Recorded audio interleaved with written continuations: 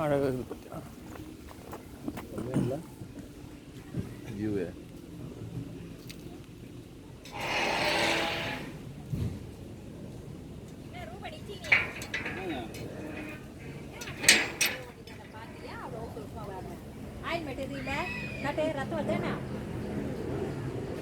எவ்வளோ புதுசு பார்த்தீங்கன்னா ஃபோட்டோனா இது மாதிரி இருக்கணும். இது வீடியோ எடுத்துகிட்டு இருக்கேன்டா.